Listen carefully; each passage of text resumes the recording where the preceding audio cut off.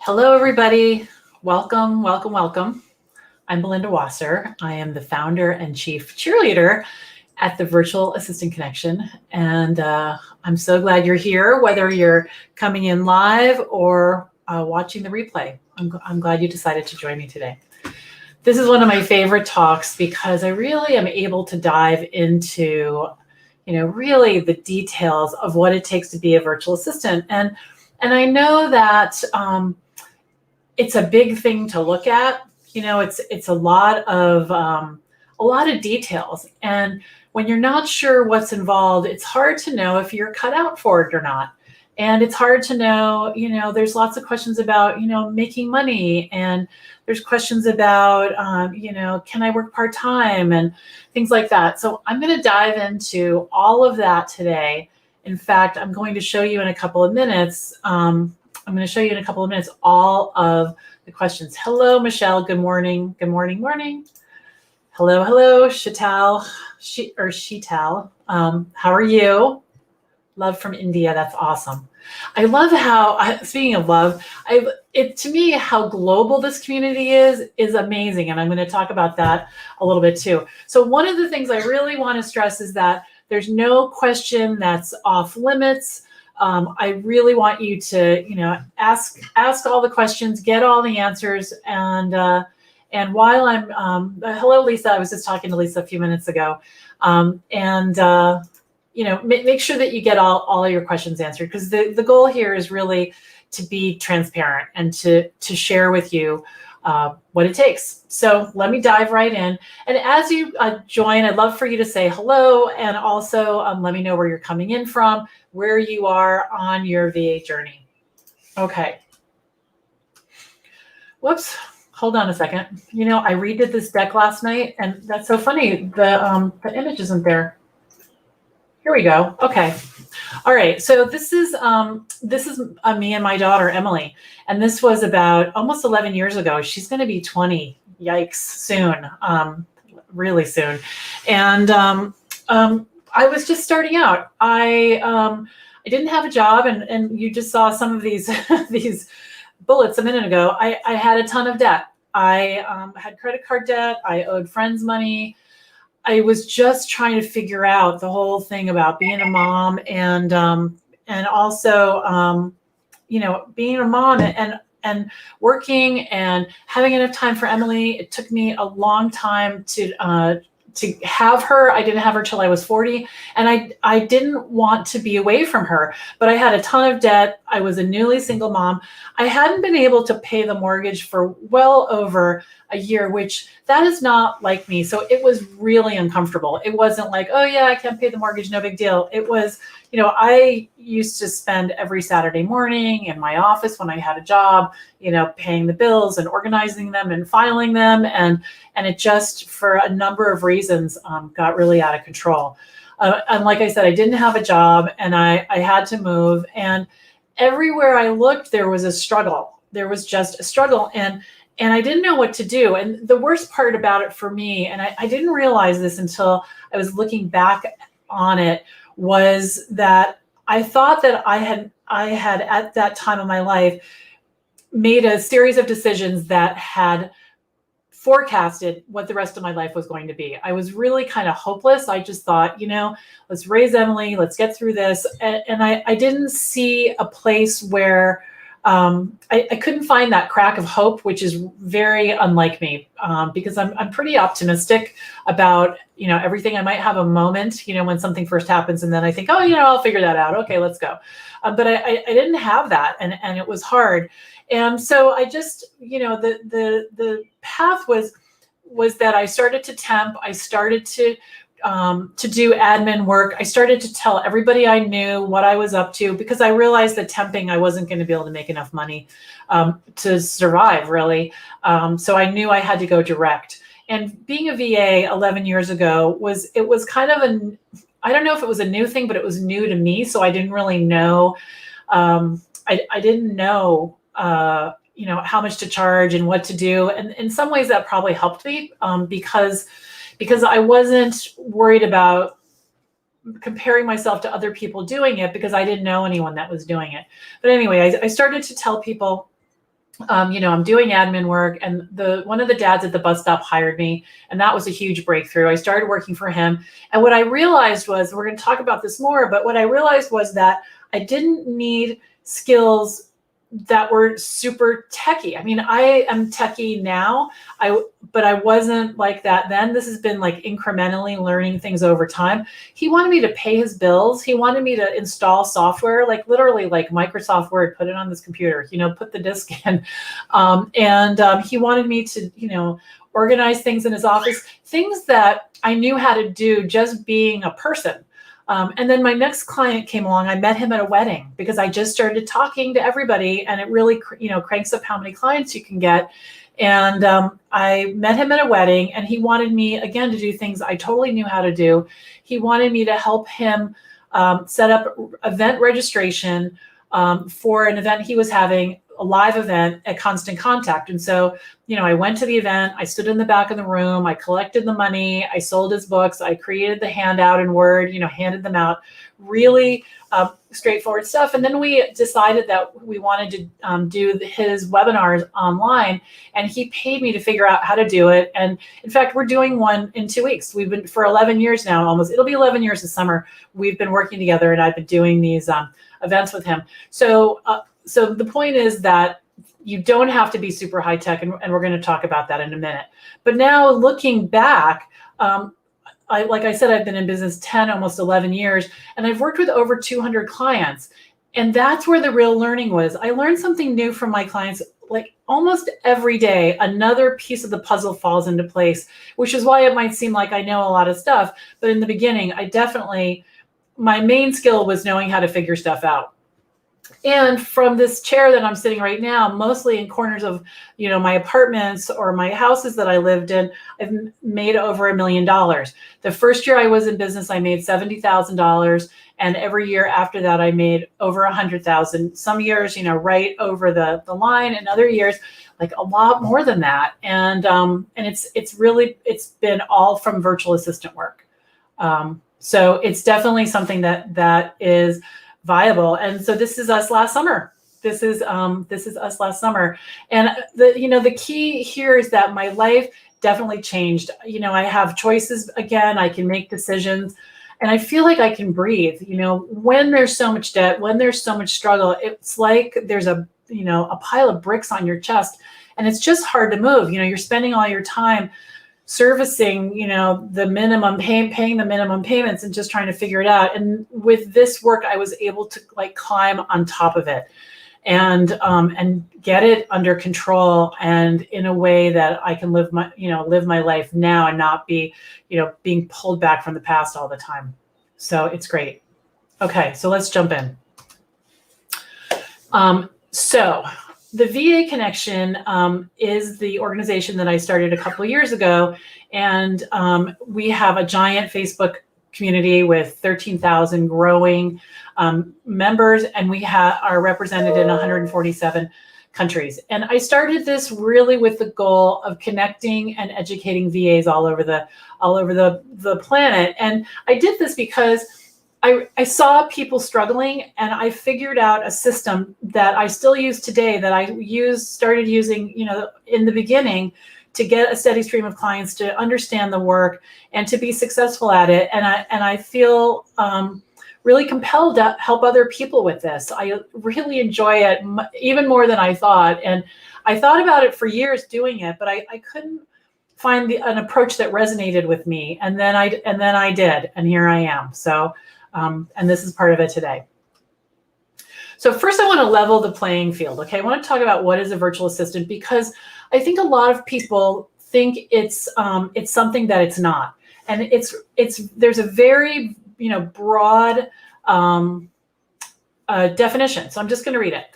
A virtual assistant provides administrative, technical, or creative assistance to clients. So you can see how broad that is. It doesn't say they know how to do ClickFunnels and run a summit. Okay, a lot of people think you have to do those things. I know how to do them. I didn't know how when I first started out, and it's not my specialty. And I'm still able to make a good living I do a lot of really ordinary things, and we're going to talk about that, right? But here's the key. Instead of working for one person full time or an organization, you work virtually. usually from home, and you provide these types of services to a wide range of clients. And so you can see that could be online scheduling. It could be creating a PowerPoint presentation. It could be paying somebody's bills. It could be, really commonsensical stuff that you already know how to do. So I want you to just remove that barrier if you're afraid that you don't have a skill that you can get someone to pay you for. I'm sure that you can. I'm sure that you can. So here are the questions that we're going to talk about today. And I'll just buzz through them kind of quickly, and then we're going to dive into each one. So are you ready to work on your own? What do you need to get started? Where do I get clients? How much money can I earn? What training is required? Can I work part-time? And who hires a virtual assistant? Okay, so these are the questions that I came up with as a starting place, but we can talk about any other thing that you want. You just have to put it right in the comments, and I'm right here. And if you're watching the replay, just tag me, and I'm happy to come and answer your question as well on the replay. Okay. All right, so the big question is, are you ready to work on your own? That is the biggest one, because it's really a shift in, it's a big mindset shift. When you have a job, you have to go through that getting a job thing, which is not an easy thing these days. But what happens is someone tells you where to sit, they tell you when to sit, they give you the computer or the phone or whatever you need, and they tell you what to do. So you really have to think about this first point, which is, do you want to be a business owner? Because being a business owner is very, very, very different from that. You have to decide what your hours are. You have to decide who you're going to work with. You have to decide what you want to do. And you have to really run your business like a business. So what that means is, you have a business checking account. You decide which tools you need. You decide where you're going to work, how you're going to manage your family, how you're going to juggle all of that. You're responsible for getting clients. You're responsible for, paying your virtual assistant bills. And while there's a lot to it, once you decide that, even if it's a side hustle, these things have to be done. But the main thing is that you're not somebody's helper. You're certainly in service working with someone, but by being a business owner, your boss gives you a raise. When you're a business owner, you give you a raise. You decide to raise your rates, and so it's a really different way of thinking about it. Also, are you self-guided? It's very easy to, especially when you're starting out, to find yourself folding laundry when you should be doing billable work, and so it's self-guided and in a way disciplined, or if discipline is not something that comes naturally to you, it can be, for me, I have sort of rules, so I get to my desk at a certain time in the morning. I'm there till at least a certain time at night. And yes, I can schedule events during the day if I want to, but it's a thought process. I'm not just, there's not a shiny object that's outside my window. I'm like, oh my gosh, I'm going to go outside for 2 hours, unless my client work is handled and my business is handled. This is the one I want to talk about the most. So let's talk about risk. It's very interesting because when I first started out, I was seeing my brothers and my friends who had jobs, and I'm watching them put money in their 401k, and I'm thinking, what the heck am I doing starting my own business? This is crazy. Why don't I just go get a job somewhere? Well, here's the thing about that. What I've noticed over the years, and I think part of it is because I'm older, I'm not 40 anymore, is that not only is it harder to get a job, but one person one day can decide that they don't need you anymore. And I've seen it happen so many times. And what I call that is the single point of failure. So what happens is you're at work, you think everything's going fine, and then the pandemic hits or, your boss loses a huge client and can't afford you anymore, or, fill in the blank. So really, all of a sudden you go from thinking everything's fine to now all of a sudden you need to go start that whole process of getting a job again. Now, the way my business works is I have always had a lot of clients at once.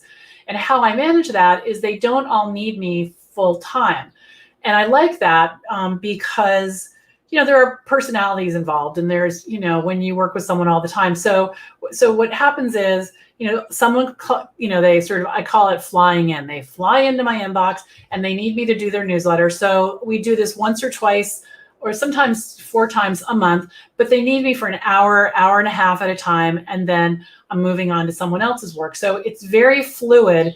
And the truth is that if half of them went away, it wouldn't be a problem. I could replace that income and it wouldn't be like losing my job. It wouldn't be anything like that. So you have to think about risk in maybe a different way.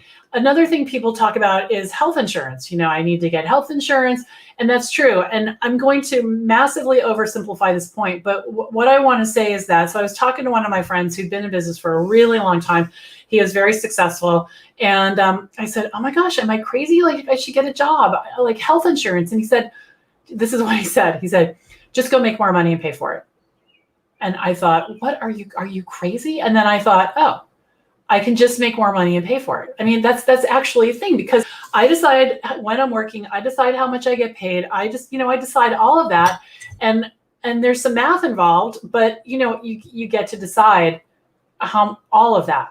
And I know it sounds simple, but it kind of is. The shift has to happen, like it's a mindset shift more than anything. And we're going to talk about that a little bit more too. Okay.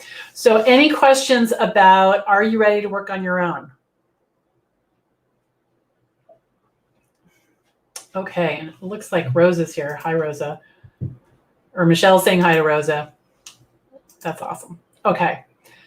So let's jump into the next question if we don't have any comments about this. What do I need to get started? You really don't need that much. Okay. So, but one of the most important things is you need a dedicated workspace. What I mean by that is you don't want to set up your office in. One of my friends works on her kitchen table, and then every time dinner happens, which is every day, she's got to pack everything up and she grumbles. And I say to her, why don't you just move over there? Now so I have an office right now. I've had an office for a year. It's very luxurious, but for the last 10 and a half years, I did not, well, I guess it's 9.5 years. I didn't have an office. I had a nook. So in my first office, it was in, how maybe everybody doesn't have this, but if you have a house, this was the condo, but you have a living room that you only use on Christmas Day or Thanksgiving. We had one of those. So I put my desk in there, and that was good because one day a year I couldn't use that room, but I was using it for Christmas or whatever holiday anyway. So that was fine. My desk has typically been an IKEA dining room table that I inherited. The reason I like that is because it's deep and there's room for my monitors, and it's also wide, so I can have pictures and things like that on my desk. But really, for most of my career, my nook was about this much wider on each side of my desk. In my first apartment, after I moved out of the house, where was I? My living room had this it was really like a little nook. And then when I moved into my next apartment, we moved a bunch of times before we got settled. It was in a bay window in the dining room, which is fine because if I was having company, which I really didn't do very much, I could just throw a tablecloth over the whole thing or just clean up my desk and, ignore it. So having a dedicated workspace is really important. And also being a VA, sometimes you're in and out of your work, like I'll be doing something and dinner is ready. I'll go eat dinner and then I might have to finish something up. So I don't have to keep setting things up. My desk is it's organized. My things are where I need them to be. All right. You need to be articulate about what you do. And there's lots and lots of, in the VA Connection, there's lots of trainings about this, and we're going to actually, the last slide, so stay with me. I'm going to tell you about a challenge I'm having. It's a 5-day challenge to learn how to get clients, and it's coming up in a couple of weeks, about 3 weeks. And there's a whole day all about be articulate about what you do. So what happens, especially when we're new, people say, what do you do for work? and we start talking. We talk and talk and talk, and we are trying to figure out what to say in that moment to get hired. And the newer we are, the more we talk, and people have no clue what we're talking about. You might say, and a lot of times people use jargon. They'll say, I do marketing automation for soul-centered entrepreneurs so they can get back to the work that they want. And like, I have no idea what that means. I mean, I do, but you know what I mean. Your average person doesn't. And the reason you want to be articulate is because clients are everywhere. They're everywhere. And by being articulate about it, you can build a referral engine because people know what you do. So what I say is, I'm a virtual assistant. I work with solo professionals, people who work on their own, and I take care of all the administrative needs in their businesses, like PowerPoint presentations, updating their website, and scheduling. And that's where I stop talking. And so in this challenge coming up, we're going to, like I said, spend a whole hour on that. And you'll leave with your ability to talk about your business. Now, I have a services page that's a mile long. I do a lot of different stuff, but I don't try to tell people everything or the coolest, most difficult thing. I actually tell them the simplest thing possible so they can remember it. Like, pretty much everybody knows what PowerPoint is, and they know what updating a website is, and they know about scheduling. And the key here is for them, because what's going to happen is they're going to say, oh, do you know this? Oh, do you know that? And then you'll answer yes or no, and you'll start having a conversation, which is the whole point. You don't want this to be an elevator pitch where I know you guys have seen this, where someone says, what do you do? And people say, hold on. And then they start to try to, say the sentence or the paragraph, and it feels so artificial. And you really don't want that. People will want to work with people. So you want to just be able to talk about it. Okay. Your pricing, you need to be clear about your pricing. And the reason is, imagine this, like you go to the dentist and he says you need a crown, and you say, okay, great. How much does that cost? And he says, well, if you come on Tuesday, and since you're a friend, because I met you at a restaurant one time, I'll give you this price and then something else and whatever. And people just, their heads are spinning. They have no idea what you're talking about. And then if they feel like you're doing them a favor, I don't like that. I really don't like that. Now, I like a good price, or I like a clear price is probably more accurate, but I call it the friends network. It just kind of doesn't work out a lot of times when someone gives you a special deal and they're fitting you in, and so you want to be able to be clear about your pricing, and you want to be able to just say, it's really simple. This is how much I charge, boom, boom, boom. So you want to be clear about your pricing so that when the conversation happens, you're ready. And I used to spend hours, I am not exaggerating, practicing talking about my pricing and what I did out loud. I don't have them handy, but I would have my Apple earbuds in my ears, and I would walk around. I walked around this pond every day for like 4 miles, and I would practice out loud. People thought I was on the phone. Really critical. Okay, how do you get clients? All right, where do you get clients? Clients are everywhere. I am not kidding, everywhere. And someone asked me recently, they said, where do you get your clients? And what I thought about it for a few minutes, I thought, well, where do I get them? Like, how does that happen? Because, being a VA is one thing, but, teaching how to be a VA is different. You have to think about things in a different way. And my answer is, my clients find me. I do not look for them. What happens is I have something called the sprinkling method. And what I do is I make so I'm clear about my pricing. I'm clear about what I do. You heard me, say that. My family could say the same thing because I've said it so many times. They're really clear about it. And then what happens is I have the sprinkling method. So I do a newsletter every other week. I did this for years. Like, I probably stopped doing it regularly about a year ago when I started focusing on the VA connection.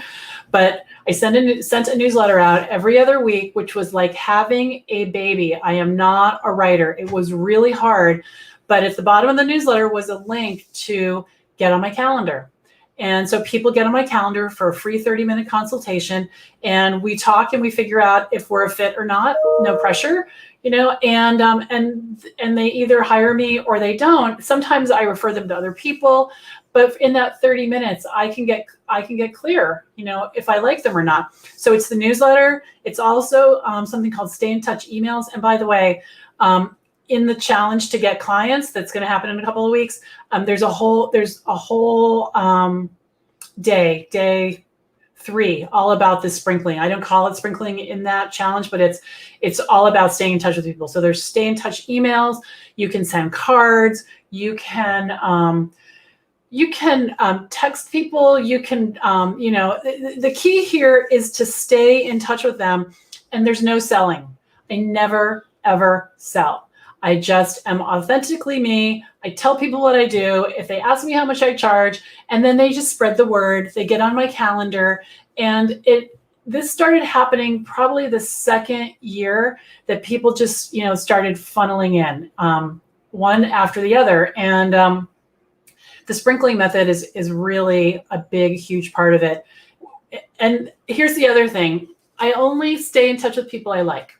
I'm not prospecting. I never prospect. If I go to a networking event and I meet 5 people and I don't like all of them, I don't mean not like, I want to be clear about this. I don't resonate with them. I think, I don't really want to hang out with them so much. And then there are others that I think, oh yeah, this is a cool chick. I really like her.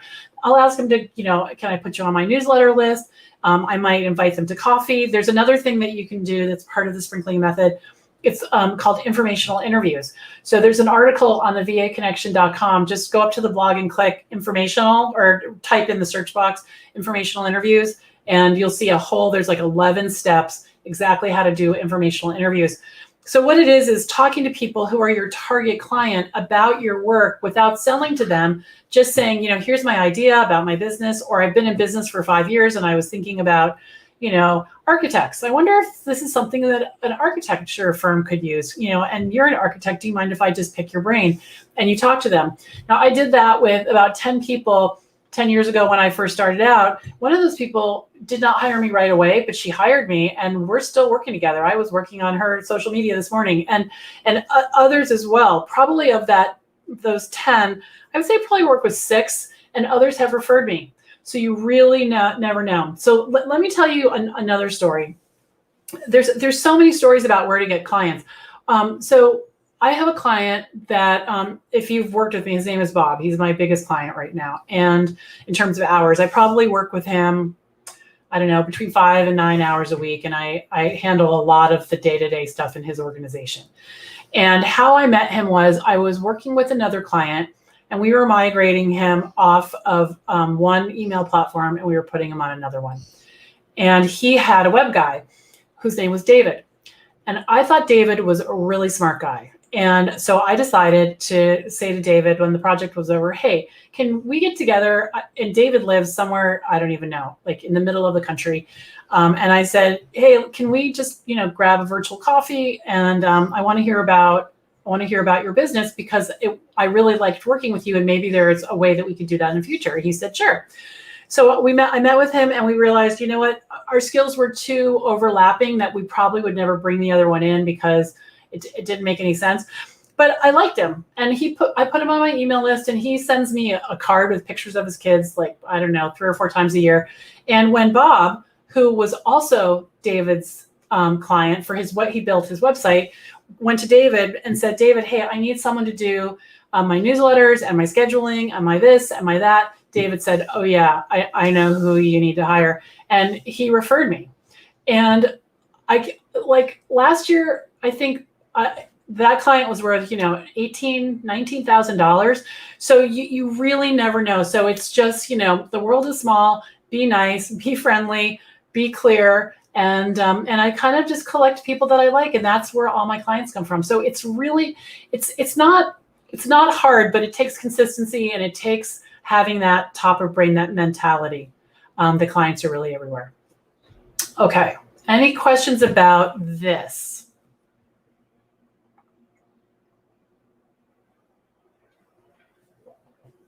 Okay. All right. So let's talk about money. Money. So there's definitely math involved here.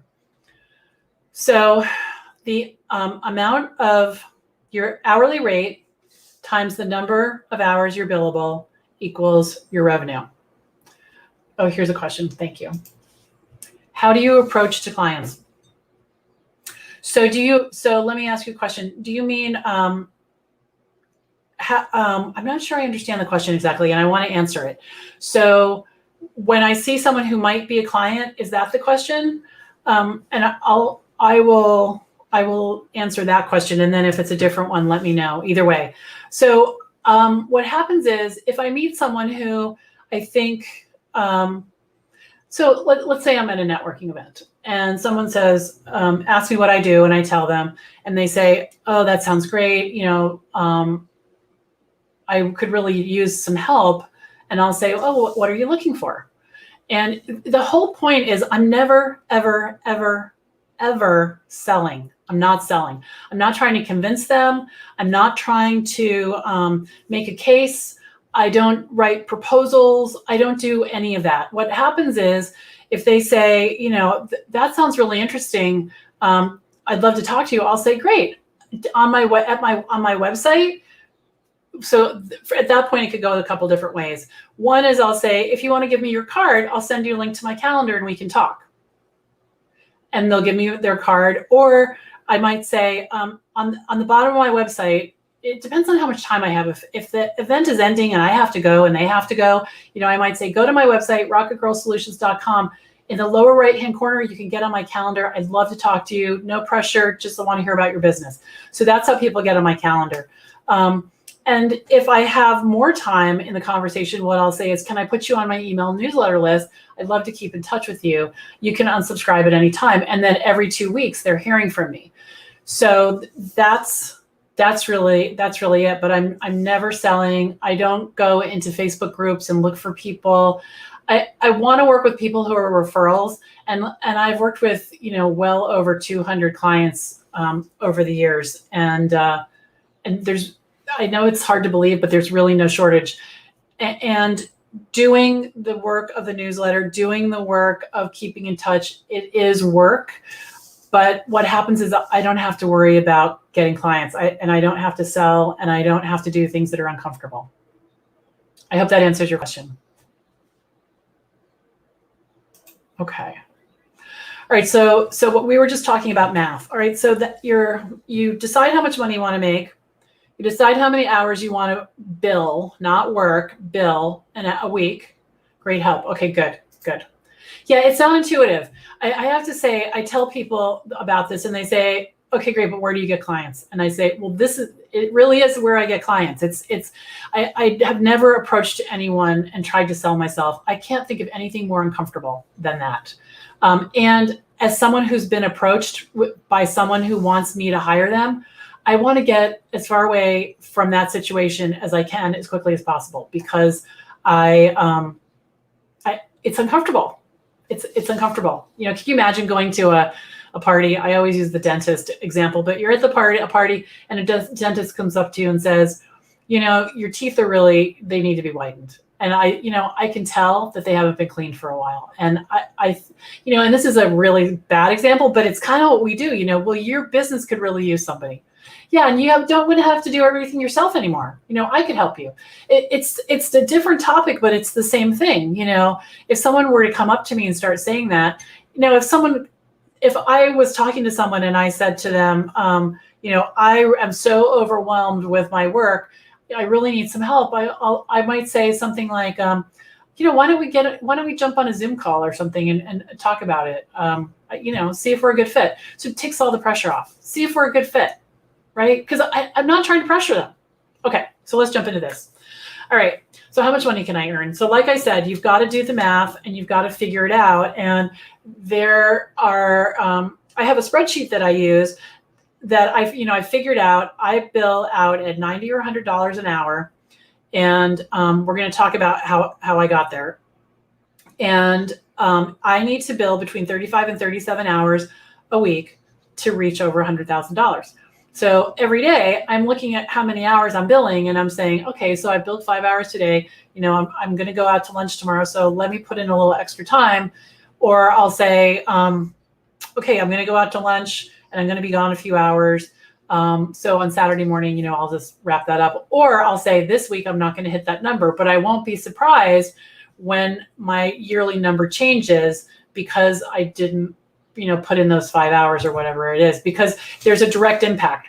And it's too much to go into right now, but I have a spreadsheet that, and there's, I'm going to share it soon, that calculates, if you make this much money, January, February, March, if you add that up, divide it by 3, so you find out your average month, and then you multiply that by 12, you'll know how much money you're going to make for the year if everything stays as it is. And I do that every month. So I can see any day of the week where I am. And it's not hard. It's just, I just, when someone buys a debit card, that's how I get paid. People prepay my time in 5 or 10 hour chunks.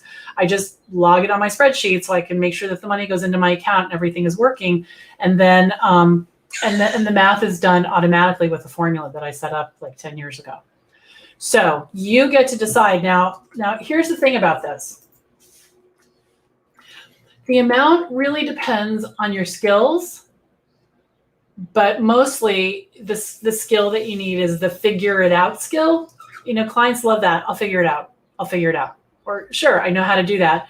But it really depends on your confidence, because you don't need to believe that the hourly rate you're charging is, you need to be able to fake it, is what I'm trying to say.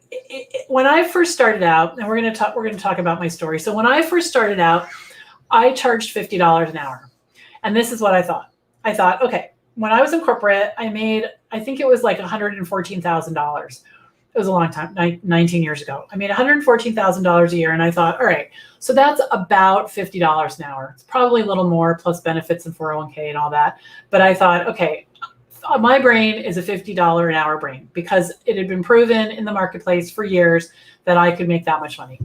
And I thought, the way that I look at it is, people are buying my time and my expertise, and my brain is my brain, right? The brain that planned my wedding also knows how to plan a party when a client asked me to do that. My brain that knew how to pay my own bills knew how to pay their bills. My brain that knew how to do PowerPoint for my boss a million years ago knew how to do PowerPoint, now. And it had been a long time when the client asked me to do PowerPoint. So I went out and I bought a dummies book, and I looked at it and I had it next to me, because, there were things I didn't understand, like the slide master. So I learned something each time, I use a tool. Now, I started at $50 an hour, and I actually I put my rates on my website. And the reason I did that was because I was afraid that people thought I was charging more. I was afraid they were going to think I was a consultant. And, consultants are, a lot more expensive than $50 an hour. And because I was in corporate and I was at a certain level, I was afraid people would think I was unaffordable. So I decided to go against all conventional wisdom and put my price right on my website. People did not think it was a ton of money, because I was attracting successful people, financial planners, coaches, consultants.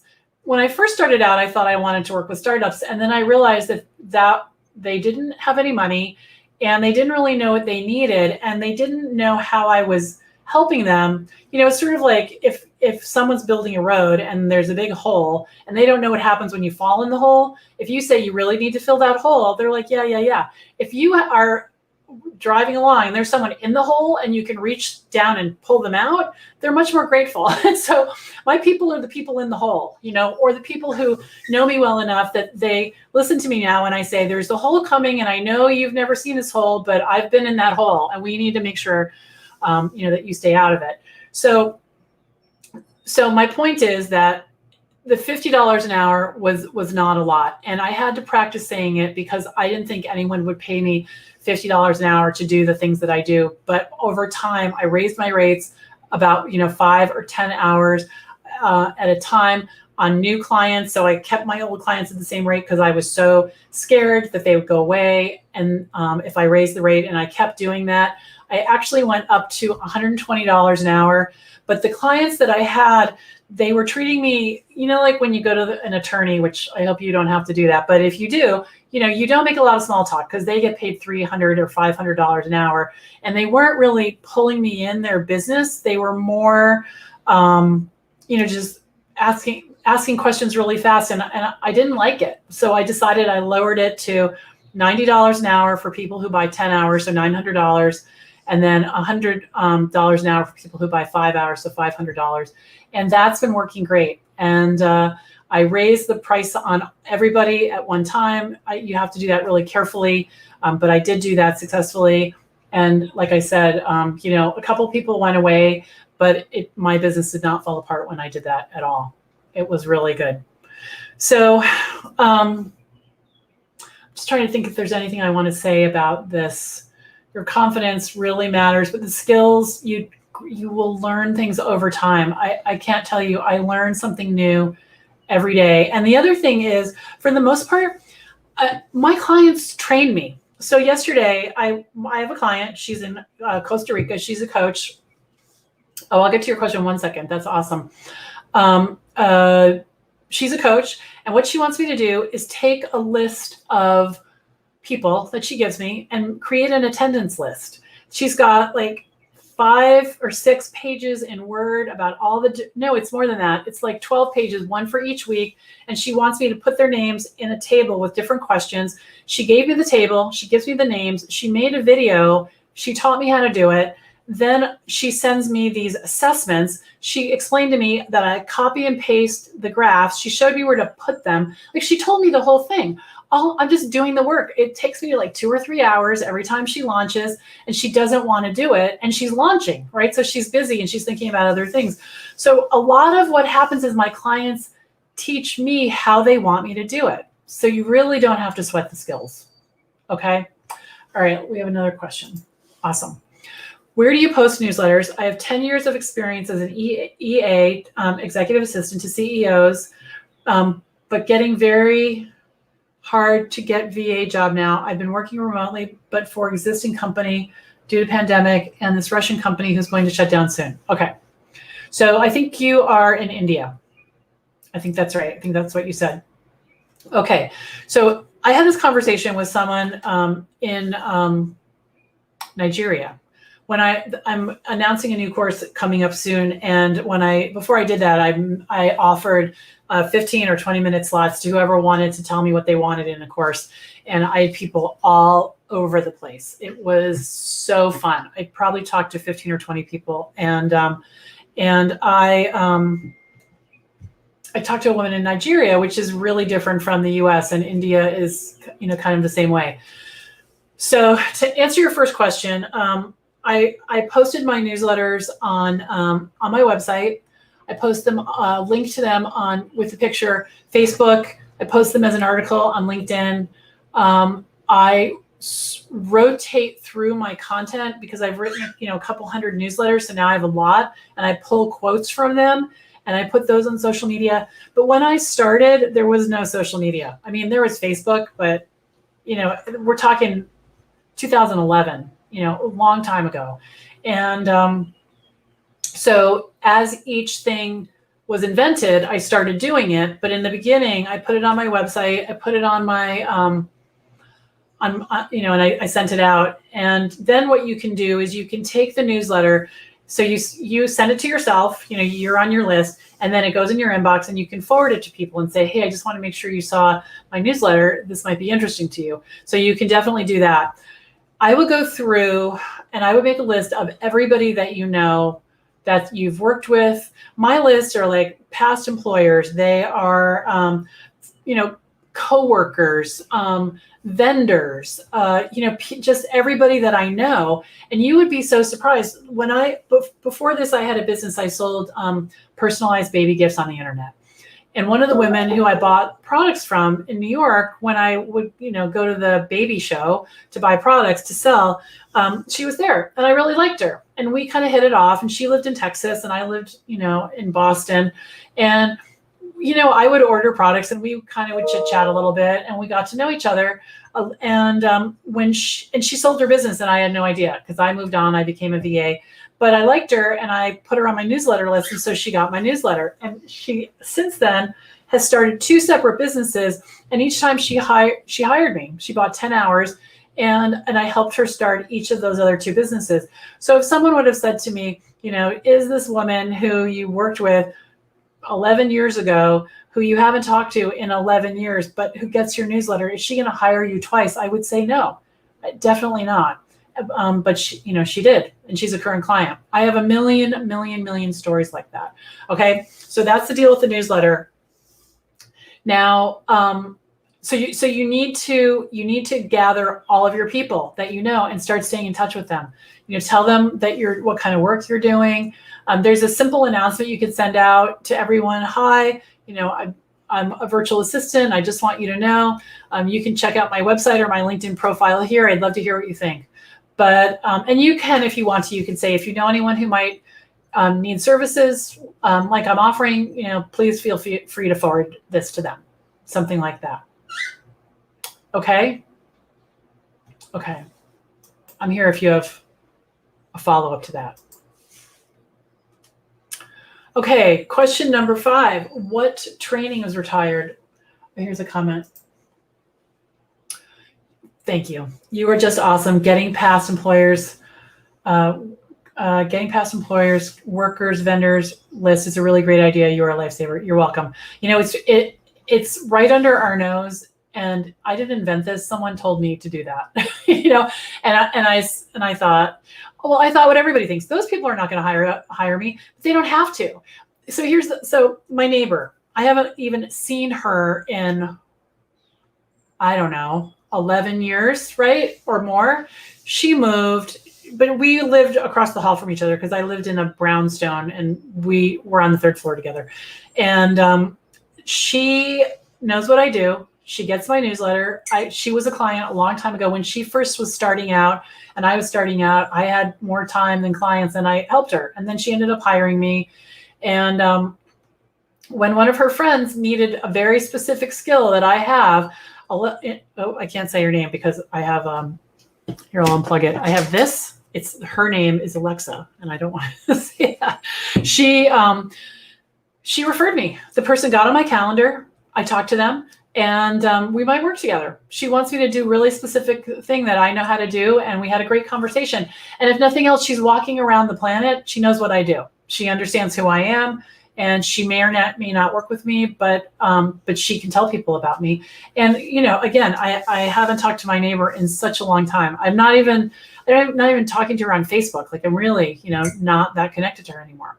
Okay, so what training is required? All right, so I want to give you a couple of places to find out what you can do. If you go over to the VA Connection, so it's thevaconnection.com. Scroll down a little bit, you'll see 3 yellow squares. Right in the middle, it says the ultimate virtual assistant money-making task list. Go ahead and click on that, put in your email address, and you'll get it in an email. It is 12 pages, I believe, of all the different things you can do as a VA organized by category. So definitely check that out. Now, to get started, you need to be able to do 1 or 2 or 3 things. That's it. When I started out, I knew a little HTML because I built a website for my nephew on AOL back in the dark ages. I knew Office. I know PowerPoint a lot more now, but I knew enough to help somebody. I knew Constant Contact because I sent out newsletters with my business I had before I was Rocket Girl Solutions. So that was kind of it. And like I said, my first clients, they needed me to pay bills and, organize things, which I was able to do. So definitely go download that. And, the thing that I think that the main skill, and this is why I teach this, that people need is the business of running a business, thinking about it in terms of a business and not just asking people, do you know anybody that I can help? I'm a helper. And, my pricing is kind of, here and there, and we can talk about it. But really getting clear on those things, that's that's what really makes a difference. And like I said, I learn new things every single day. And that's what makes it fun for me. I leave my office and I think, oh my gosh, like I learned this whole new thing. And now I understand how it's connected. And now I just had an idea because now I can see, X, Y, and Z. So it's cool. But you don't have to know a lot to start, really. All right, let's talk about part-time. A lot of people want to know, can I work part-time? There's some things to think about. You want to think about the type of work. Now, my newsletter clients, most of them give me notice. They'll say to me, hey, Belinda, I'm writing my newsletter right now. Can we get it out on Thursday? And it might be Monday or Tuesday. So I say, you bet, send it to me. I'll take care of it. And I have some runway. So what I mean by that is if they send it to me on Tuesday and we're publishing Thursday, I can do it kind of any time between now and then. I could do it at midnight. They don't care at all. They just want to know that it's going to get done. So that kind of work works really well. My work with my client, Bob, does not work well like that. So I have 3 screens and one of my monitors has a set of browser tabs. That's Bob, the Bob Show right there. His email is always open. My email, I have an email address for his business. Email is open. There's different documents I'm updating all day long. And a list of things that I'm working on for him it's always open. When his email makes a sound, I hear it and I know, and the sound has happened since we've been here. You probably heard it. That's the sound that someone from his organization has sent me an email. Now he doesn't expect me to jump up in 10 seconds, and answer it, but he does know that within an hour or two, he's going to get an answer. And if it's urgent, probably, unless I'm with you or doing something like this in a meeting with another client, he's going to hear from me in a couple of minutes, whether it's yes, no, or whatever it is. And so there's different levels of work. So that is not the kind of work that you want. However, most of my clients, I think I have 43 active clients right now. I would say 40 of them are not like that. I could be part-time working with them. So there's plenty of people who need someone who's part-time. And let me tell you something else. I know a lot of people look for work on Facebook. The people who are launching courses and they're doing summits, and it's really high-end kind of work. It's very high stress. I've done it before. I did it for 2 years for one of my clients, 10 hours a week. And she was doing all these big launches. And you don't have to do that kind of work and have those skills to make a good living. However, it might look like those are the skills you need if you're hanging out on Facebook, because the people who are posting jobs in those Facebook groups are those people. My clients are not. They're not they didn't look for me on Facebook. They asked their friend over lunch, hey, I saw your newsletter. It's really good. Who does that for you? Belinda. Oh, can you introduce me? You bet. That's how that happens. Okay. So consider the type of work. You want to set the expectations. So even set expectations for my client, Bob, when I am leaving for the day, because I used to go to Boston every month for a networking event, because I used to live there and I wanted to see my friends. So I would say to him the night before, going to Boston tomorrow. I'm going to check I don't now because he's not really going anywhere, but I used to do a ton of scheduling for him. So for me to be out of the office for 3 or 4 hours, I couldn't just do that, which is fine. I'm at my desk and I was happy to have that kind of work. So I would say to him, I'm leaving for Boston in the morning, going to check all of your emails in the morning, get everything cleaned up before I go. I will be able to check again at about 2:30. And then when I get home tonight, I'll clean everything up. Now, I didn't have to say that. I could say I am gone for the day. I could say I'm not going to check them at night when I get home. I'll catch everything up the next morning. But he knew what to expect. So if something happened, he would know what to do. He's not sitting there thinking, is she going to do it? Is she going to answer this? Because I'm not. And so this way he could jump in, or he could do anything, or he could call me and say, hey, I know you're gone, but I really need you. And I may or may not pick up the phone, but I've set the expectation. So whether you're part-time or full-time, it's really important to set expectations, and a lot of times we as virtual assistants think we need to do something immediately. And we don't. Someone sent me something on Thursday night and I said, I'll have that done by Monday. And he said, okay. He's just happy to hear Monday, So setting expectations is clear. Now, if I hadn't said anything, he might not have been happy about Monday, because on Friday he'd be like, is she going to do this? But I let him know. All right. A consistent schedule. That's really key as well. If you're always going to take Thursdays off, you need to let people know. And you can have whatever schedule you want, as long as your clients, all fit into that and you're managing it. But they need to know when they can find you and when they can't. So make sure you keep a consistent schedule, and then just let them know if it's not going to be consistent. All right. So who hires virtual assistants? Honestly, pretty much anyone without a job who understands what we do.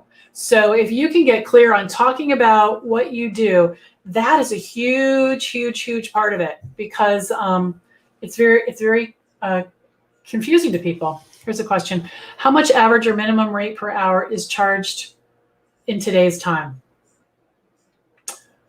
Okay. I think I understand the question. So you have great questions, by the way. Some VAs charge $15 US, an hour. People in different parts of the world charge less than that.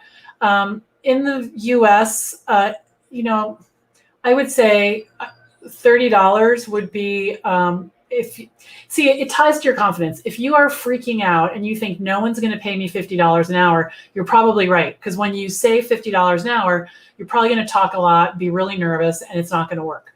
So I would say and on the other hand, if you are, so I would say in the US, $30 is where I would have someone start that's just starting out and they're not confident and they don't know what they're doing. You can work for less, but I don't think you need to. I also don't think you need to do work for testimonials. You don't need to do work because you're just getting started for free. Now, I helped friends in the beginning, but I always helped my friends. They would help me, I would help them. So I had a friend that wanted a website, and I said, yeah, I'll do it for you because I want to learn how to do that. And, she bought me gift cards from Trader Joe's so I could buy groceries. We figured it out. Or if it's a brand new service, like when I built websites for myself, but I'd never done it for a client, and I was nervous. And so I charged her less money, and she knew that. And I said, you're my first one. I've built tons of websites, but you're my first one I'm doing not for me. And I need to be able to make mistakes and figure them out with you. And I want a testimonial in the end. So I charged her about a third of what I normally charged, or what I was going to charge, but she paid me and I charged her, and it was still a lot of money. But we had a deal, so I did a lot more of that in the beginning. Like my neighbor who I was just talking about, she wanted help, and, I helped her because I was trying to figure it out. But I didn't look for clients and say, I'll work for free or a testimonial. You don't have to do that. And then when I did charge them, it was $50 an hour. So I hope that answers your question. Whoops, sorry. Okay. All right. And the more you treat your business like a business and the more you present professionally, the more you can charge. Someone asked me if anyone ever, his question was, does anybody ever push back when you say how much you charge? And they do. I've had people say to me, that's really on the high end. And I say, you're right, it is. I don't change my rate, right? I don't start talking. I just say, you're right. It is on the scale of a virtual assistant. It is on the high end. And that took practice to be able to do that. Okay. So a lot of people hire VAs, you guys, a lot of people, small business owners, authors, financial planners, coaches, consultants, nutritionists, recruiters, real estate agents. I have had clients all in all different industries. And at one point I wanted to start an agency, and I hired a VA. I hired 2 VAs. So even a virtual assistant can hire a virtual assistant. And I know a lot of you are, you want to have that model where you bring people in, you pay them less than you're getting paid, and you provide work for them. And the thing about that is what's good for them is They don't need to write a newsletter. They don't need to stay in touch with people. They don't need to do any of that marketing. They don't necessarily have to treat it like a business. They can be hourly, and it's a freelance contract worker, and they might be really happy doing that and not mind making 10, 15, 20 whatever dollars an hour, because you're just providing them with the work. They're not a business owner. Okay, so hope one day I will also set the bar high like you. I hope you do too.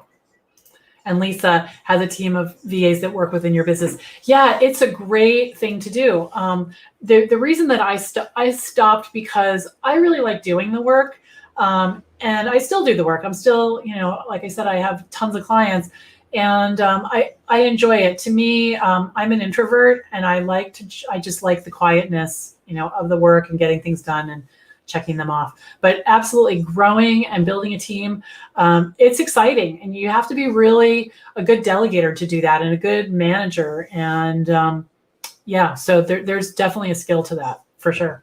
All right, so what I'm going to do now is I'm just going to buzz through these questions again. I'm just going to put them all up, and then it's 12:01. What do you know? Okay, it's time to wrap up. So one more slide. Here's what I want you to do next. Want you to sign up for my VA Client Kickstart Challenge. We're going to be kicking off June 14th.